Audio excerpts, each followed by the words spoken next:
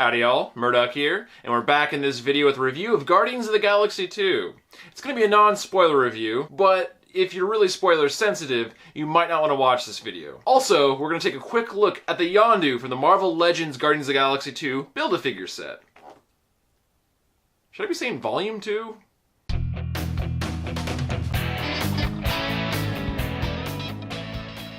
I kind of feel like this isn't going to be very helpful for people who are looking for a review of the movie or a review of the action figure.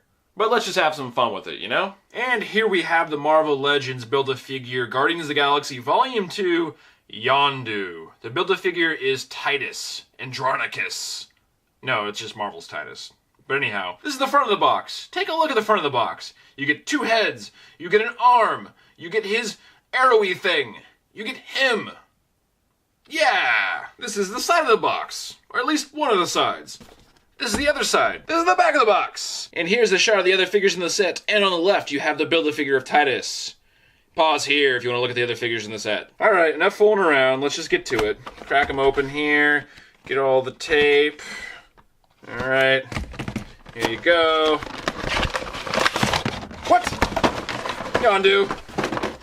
No! What happened to you? What happened to you? This is his face. And this is his face. He comes with two faces. He's obviously in his whistle face here. However, look at that. Look at those lips. Look at those lips. Don't you want to kiss him? Alright, I mean, he's pretty much your standard Marvel Legends, right? I haven't really played with him at all. But I already can imagine he's going to be hindered by his coat here. But standard Marvel Legends articulation, you all know the drill. If you want to see a real view, I don't know, go watch, like, who would be doing a review? Like Anthony of Anthony's Customs? I don't really know. Probably Shartimus Prime. If you want to watch a good review of this figure, go to one of them. I mean, you know, let's be real here. You're maybe here because you're a friend or you're looking for some silly entertainment, and hopefully I've delivered at least somewhat. General thoughts on the figure. I think it's pretty solid. I like that it comes with the two head sculpts. That's kind of important to this version of Yondu here. My slight nitpick would be is I probably like the expression better on this face, but this has the hawk. I love the character so much in the film.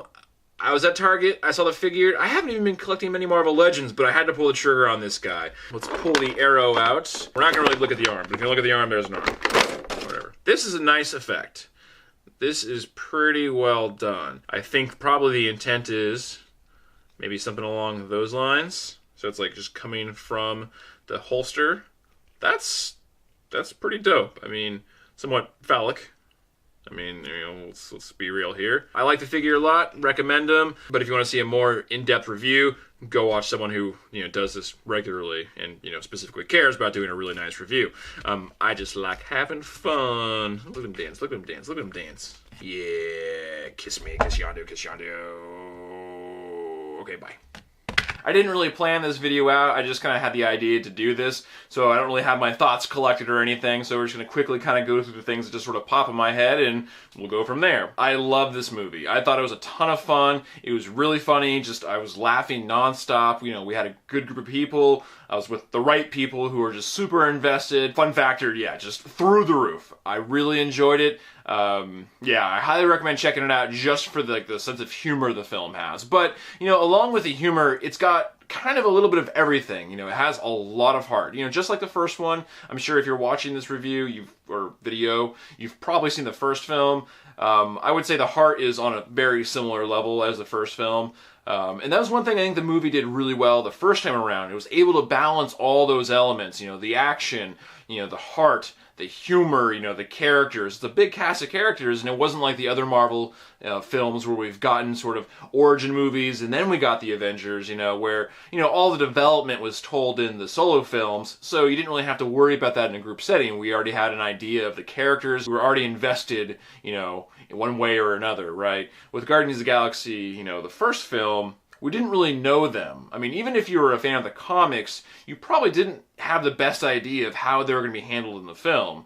It's a little bit different. But anyhow, that's not really the point. The point is that, going into that film, we're meeting all these characters for the first time, and they did such a great job in the first film to, get you invested. For the most part, I definitely think some characters are handled better than others. But yeah, that was definitely something they did well in the first film, and that's definitely something that they do well in the second film. I think that's the thing that probably impresses me the most about Guardians of the Galaxy, is that it's able to balance all these elements, but still have a lot of emotion, still have stakes, it feels like there's costs, to the movie, and they are able to balance that sense of action, that sense of humor, that sense of drama, and suspense, and imagination. I would say Guardians of the Galaxy, especially Volume 2, but you could definitely say this about Volume 1 as well,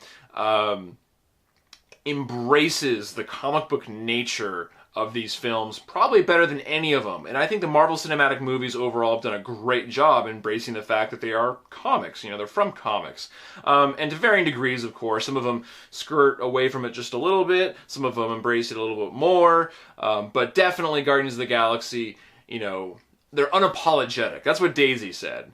And I think she's completely correct.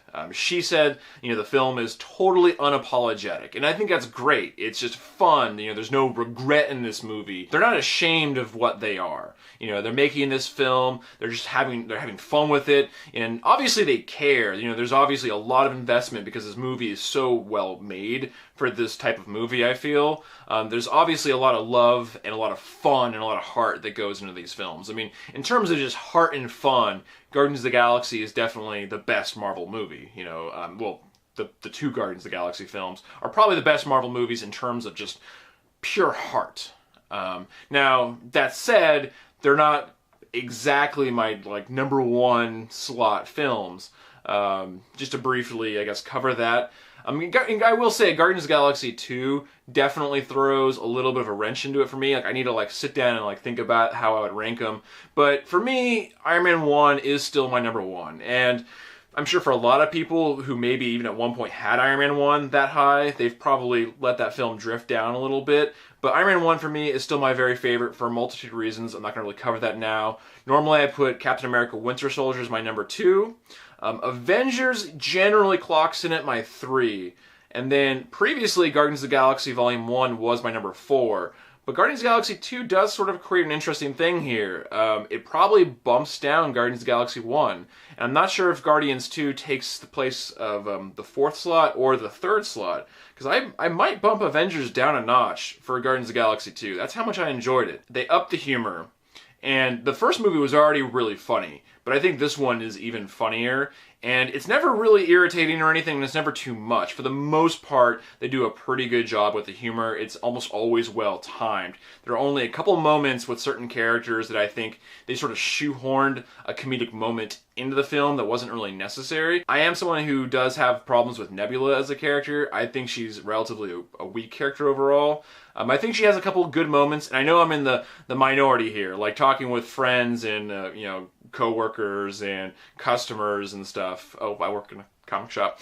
I know I'm in the minority. Most people don't agree with me or feel this way, and that's totally cool. It doesn't bother me one way or another. But I feel like a lot of the acting with Nebula is a little bit questionable, and I was talking to one of my buddies about this, the Dope Kid, in fact, but, well, I guess kind of our whole group. That's not really the point, but some of her acting kind of hits me like Eric Bana in Hulk, where you're getting upset and you're doing it in a way that just feels really phony to me. I don't really buy it. The villain, I'm not going to spoil the villain at all, but the villain in Guardians 2 is a lot better than, unfortunately, the way Ronan was handled in Guardians 1. Ronan, who I actually really like as a character, is one of the weakest Marvel villains for me in terms of the films. The weakest being Malekith from Thor 2, Thor Dark World. But Ronan, who is a really cool character in the comics and does have a good story behind him, is just pretty much your generic villain who just, bleh, it's just, I wasn't invested in Ronan's story at all. But the villain in Guardians 2, I was very invested in his story. I thought they crafted that really well. So I really enjoyed that in Guardians 2. It's a lot of fun. Stay to the very end, because there's multiple things throughout the credits, people. I don't know why people are leaving these things early. That's pretty much going to do it. I recommend the movie. Yeah. Well, that's pretty much going to do it for this one. I hope you enjoyed it, and if you did, go ahead and hit that like button. If you'd like to see more like film-related content, mostly doing Western reviews or toy reviews, go ahead and hit that subscribe button. As I always say, it makes me feel like I accomplished something. But otherwise, I guess I'll see you in the next one. Bye.